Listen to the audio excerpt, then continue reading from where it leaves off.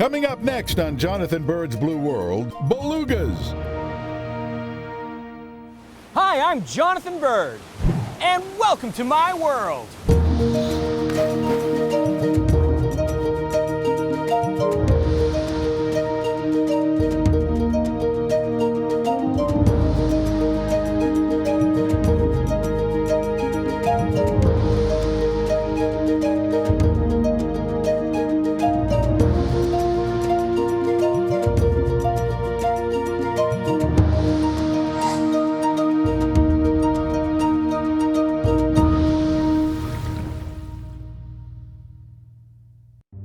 Trivia question. What's 2,000 pounds, bright white, and lives in Connecticut? Give up? Yes, I'm talking about the beluga whale. And while normally one would need to go all the way up to the Arctic to see one, today I'm going to be hanging out with some belugas at the Mystic Aquarium in Connecticut. The Mystic Aquarium is known for a variety of beautiful underwater exhibits, including their sharks and rays, coral, fish, invertebrates, and even moray eels. The Barracuda exhibit is really cool, but in my opinion, the best one is yet to come. The beluga whale exhibit is outdoors. This impressive lagoon really feels like it's out in the wild. It makes visitors almost feel like they're in the water with the whales. Today I'm joining the staff of beluga trainers to learn what's involved in the care of the 4 beluga whales that live here. That's a lot of fish. Oh, I get the feeling this is gonna take a while. My day starts with food prep. Why do segments like this always start with raw fish? I meet Kate McElroy, one of the beluga trainers who's going to show me how they prepare the daily meals for the whales. All right, are you ready to start carrying some fish in? It all starts with herring and squid. Herring coming up. Yep. You can put it right in there as well. A frozen block of cephalopods. That's actually kind of gross. Look at his little flat eyeball.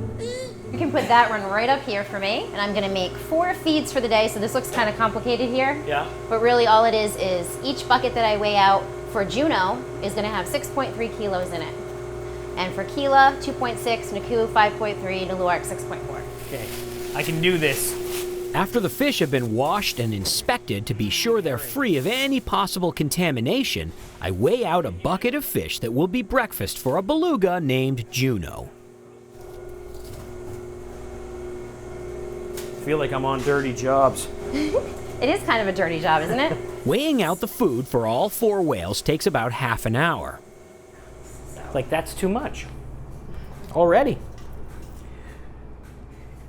So wrong. So wrong. All right. Once we finish the messy job of weighing out the fish, we can rinse off our gloves and head out to the exhibit for the next morning task.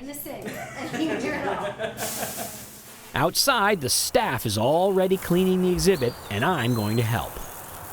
My first order of business is cleaning the big windows to get all the handprints and dirt off so people can see the belugas clearly. Or maybe so they can see us clearly. I'm not actually sure. I hope you appreciate this. I'm doing this all for you, buddy. As I work, Juno keeps an eye on me, and I can't help but think maybe he's not impressed. Okay, I'm slow at the squeegee. But you gotta admit that that is clean, right? Hey, what do you think you're doing over there?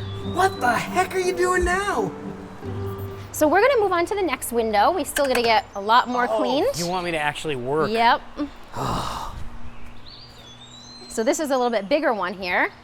Big windows mean lots of cleaning, and for some reason I feel like I'm being watched. It's hard to keep my eyes on my work. The whales are incredibly captivating.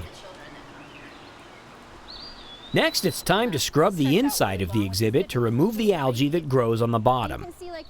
The trick, however, is keeping the whales from grabbing the brush and yanking it away from me. Anything that goes into the water becomes something interesting to investigate and possibly play with. For the whale's safety, it's important that I keep them from getting a hold of any of the tools. Now there's Juno, so that's who we want to pull the pole out if we see. So we'll see. What are you doing? Oh, dude. He sensed that you were new, I think. Uh-oh. Next, I join trainer Lindsay Nelson, who's preparing to take a weekly blood sample from Naku. This is just a tad more complicated than getting a blood sample from a human. Using a hand signal as a cue, Lindsay instructs Naku to turn around and place her tail up on dry land. And then I'm gonna pull her tail up onto the beach for me on this towel here. This takes a lot of trust between trainer and Beluga because Naku is extremely vulnerable in this position, completely unable to swim. Right into her vein there, and as you can see, the blood's coming up. These blood tests are conducted regularly both for research and also to ensure the health of the animals. After she's done, I'm gonna blow my whistle and give her a double tap on her tail, and that tells her she did a great job, and then she knows when she comes back she'll get that fish reinforcement.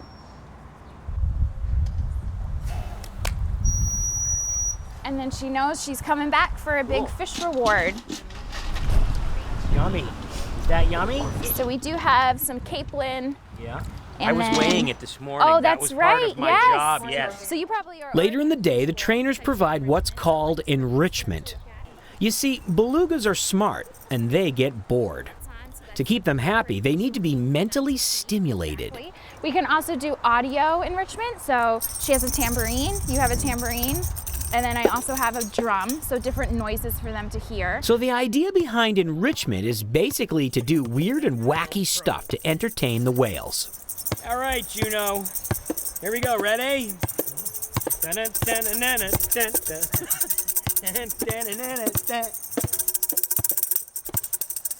With my enrichment hat in place, I put a pole cam in the water to shoot some underwater video. Since divers are not allowed in the water with the belugas, this is my only opportunity for some fisheye views of the whales. The most important part, of course, is to make sure that none of the belugas grab my camera. Although I'm not allowed to go diving, I can go in the water, in a pair of hip waders like a fisherman. Do you have questions before we get in? No, let's go. This is my element, baby. Okay. Kate takes me into the shallow part of the exhibit where I will learn a few hand signals. The whales know about 100 hand signals. They've been trained to do everything from a raspberry There you go. to a breach.